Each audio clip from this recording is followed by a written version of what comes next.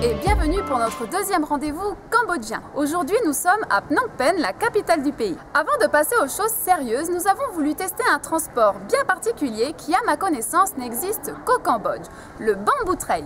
De quoi s'agit-il? Eh bien, une démonstration répondra à toutes tes questions. Nous sommes partis à côté de la ville de Battambang pour l'essayer. Allez, regarde! Tu l'auras compris, Bamboo Train, ça veut dire le train en bambou. Mais de quoi s'agit-il?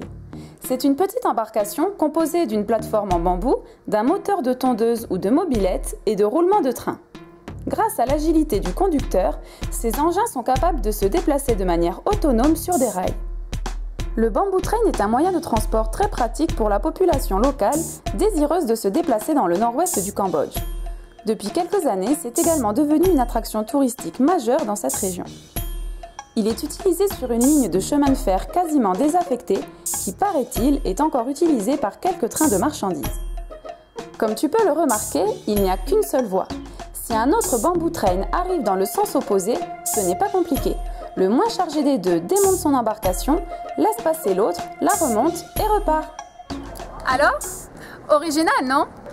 Aujourd'hui, nous allons faire quelque chose de nouveau. Nous allons parler d'un des 300 éléments culturels immatériels inscrits à la liste du patrimoine mondial de l'UNESCO.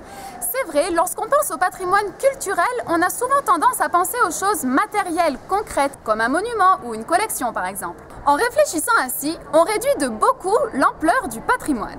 En effet, pour avoir une vision complète d'une culture, il faut également prendre en compte ses arts, ses savoir-faire, ses traditions, ses langages et ses rites. C'est ce qu'on appelle le patrimoine immatériel. En France, pour te donner deux exemples concrets, le repas gastronomique et l'équitation de tradition française ont été mis à l'honneur par l'UNESCO. Aujourd'hui, c'est le ballet royal du Cambodge, une danse classique khmer que nous allons te présenter.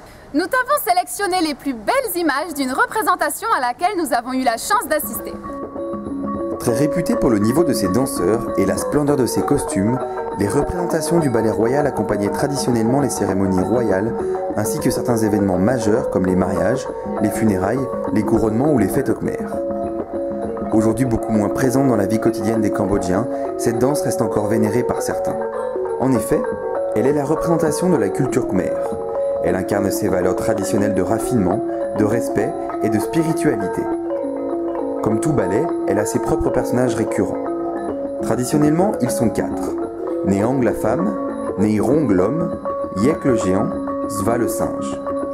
Chaque rôle est associé à un costume, des couleurs, une gestuelle, un maquillage et un masque. La maîtrise de cet art demande plusieurs années d'apprentissage afin que les danseurs arrivent à passer d'une émotion à une autre tout en parvenant à la transmettre au public. Afin de soutenir ces artistes, un orchestre de musique cambodgienne les accompagne et un chœur de femmes commente l'intrigue.